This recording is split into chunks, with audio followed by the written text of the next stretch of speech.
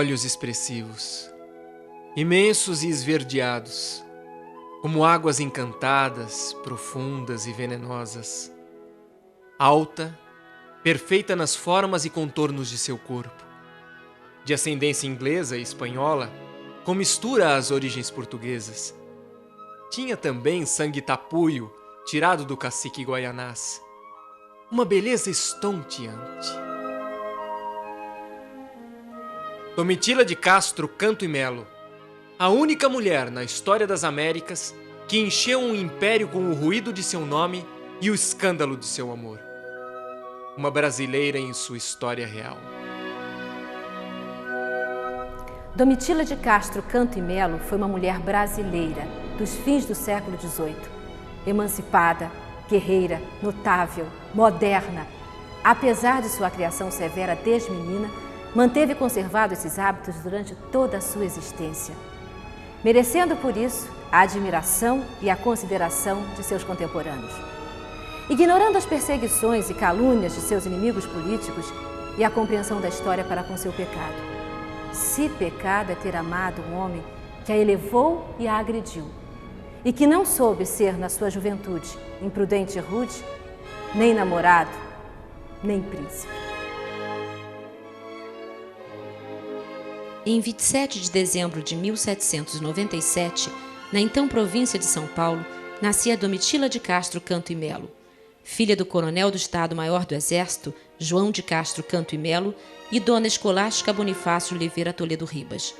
O casal tivera 8 filhos: João, Pedro, Francisco, José, Maria Benedita, Ana Cândida, Fortunata e a caçula Domitila, batizada no dia 7 de março de 1798 pelo cônego da paróquia da Sé de São Paulo, conforme o livro de batizados de brancos e livres.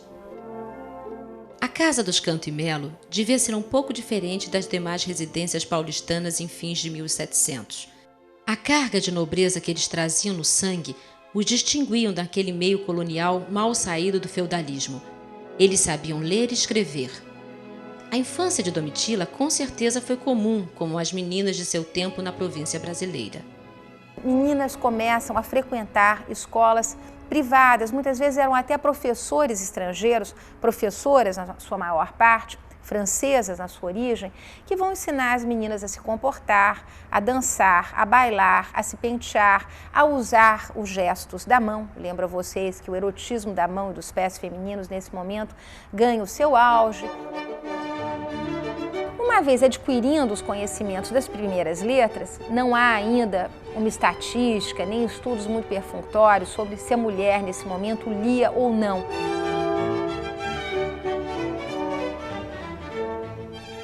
Domitila não escapou ao sistema de casamento tão comum à época.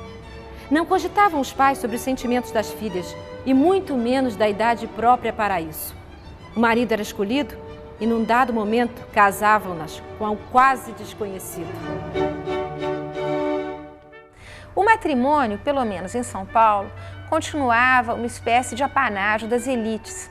Nós sabemos que na colônia todos os empecilhos colocados pela igreja, na forma da exigência de papéis, atestado de batismo, pagamento dos banhos, que era muito elevado, o casamento continuava o privilégio de uma pequena elite, uma elite que não era absolutamente movida pelo amor romântico, cuja moda só vai se instalar aqui no Brasil por volta dos anos 40, 50, sobretudo com a leitura de romances e com o próprio movimento romântico. Os casamentos eram casamentos de interesses, eram casamentos ditados pelo interesse de aumentar, por exemplo, a influência sobre determinadas terras, adquirir terras, aumentar o plantel de escravos, consolidar o poder político de algumas famílias que acabavam praticando endogamia, o que significava que essas famílias casavam-se entre si, ampliando. Nós sabemos que uma parte considerável, por exemplo, das famílias que se instalam no norte do Paraná, o fazem justamente privilegiando alianças matrimoniais que garantissem o monopólio da terra, os grandes plantéis de escravos e, consequentemente, uma influência política muito grande. Em 13 de fevereiro de 1813, aos 15 anos, sem nunca ter tido algum princípio de romance ou namoro, casava-se com um oficial mineiro do 2º Esquadrão do Corpo dos Dragões da cidade de Vila Rica, o alferes Felício Pinto de Mendonça, de 24 anos, assinando o livro número 4 de casamentos de brancos e libertos da Paróquia da Sé. No matrimônio que durou 5 anos e que não lhe trouxe felicidade, iniciou-se o seu drama pessoal. Mudaram-se para Vila Rica, em Minas Gerais, onde 2 filhos nasceram, Felício, em 1815, e Francisco, em 1819. Mas as coisas não corriam bem para o casal. Logo retornariam à província de São Paulo. Domitila estava grávida de seu 3º filho. Cansada dos maus tratos, separou-se do marido e mudou-se para a casa paterna. Mas mesmo assim, o esposo não a deixava em paz. Mas como ele a maltratava muito, ela sofria muito. Era um cavalo, né?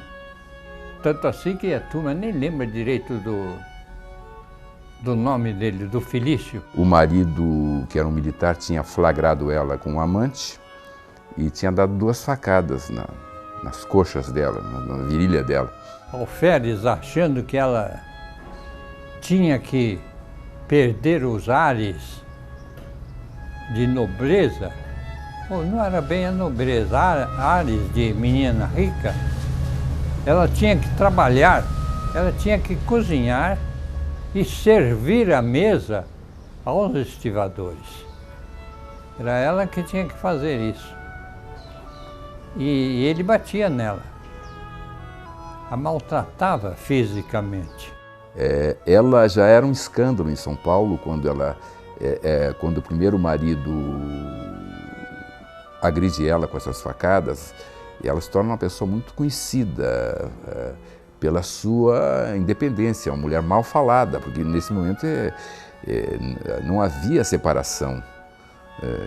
O sujeito casava, a separação raramente acontecia, né? Uma mulher que assume uma separação judicial do marido, né? Nesse momento, no início do século XIX, isso é uma mulher muito, tem que ter um temperamento muito forte para ter essa garra de tomar essa atitude, né? A primeira fase da existência de Domitila é a de uma vítima indefesa da sociedade retrógrada da época, desprezada, agredida fisicamente, esfaqueada e caluniada.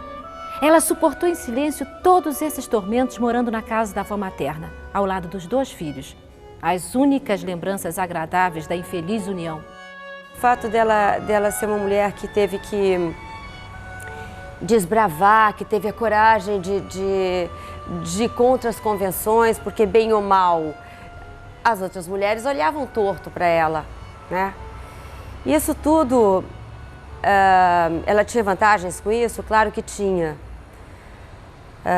Mas é difícil você passar a vida sendo ultrajado e passar a vida sabendo que as pessoas pensam alguma coisa de você que eles não estão dizendo, mas que carinho verdadeiro ela tinha da família dela e talvez do imperador, né? O resto era fingimento.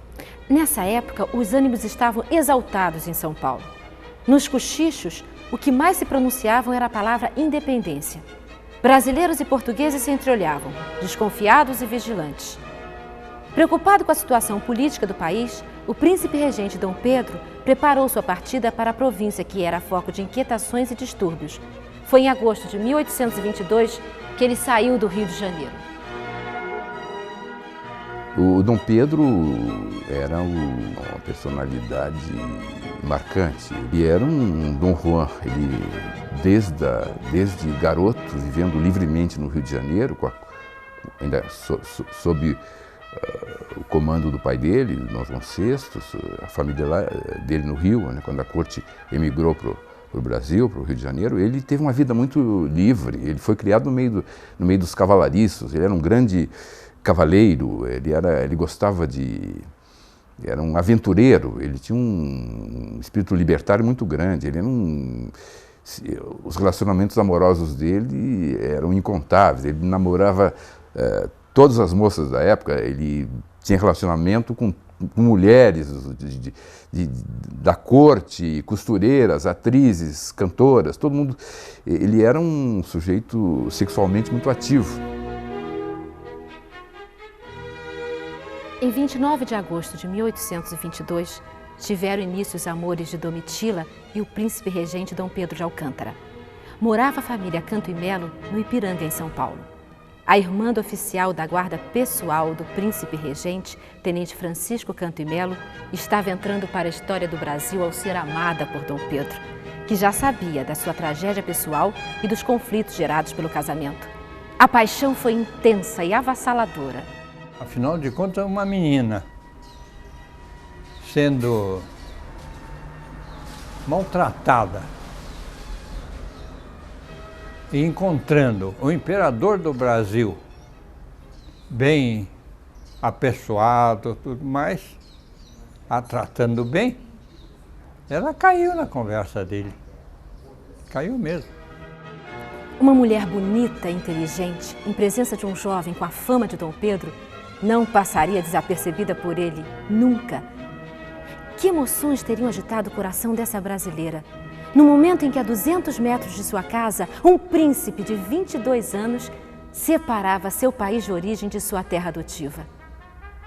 Deve ter sentido o significado dos acontecimentos, sem saber, sem perceber, que logo ela estaria influenciando decisivamente nos rumos daquela nação que nascia em 7 de setembro de 1822. Nas ruas da província, vultos aparecem e desaparecem nos vãos das portas e nas esquinas. A cidade é velha, sem higiene e sem luxo. Um casarão de taipa, sem elegância de linhas na sua arquitetura, surge na noite. Deram-lhe o nome de palácio, por estar servindo de hospedagem de emergência ao príncipe regente e à sua comitiva. A noite vai alta. No silêncio, escuta-se até o movimento das sombras. A garoa de setembro impede a visão das estrelas. Súbito, uma cadeirinha carregada por 2 escravos surge. Dela salta uma misteriosa passageira, uma mulher encapotada que olha receosa para os lados. Rapidamente penetra no casarão. É Domitila. Ali começava o maior romance do Brasil.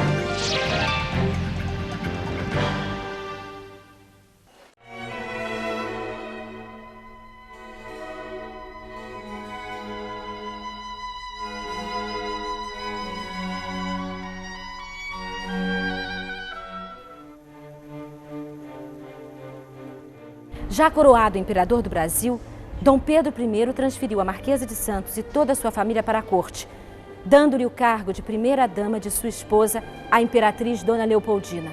Foi um grande abalo emocional para aquela mulher sensível, que foi denominada a Grande Mãe dos Brasileiros.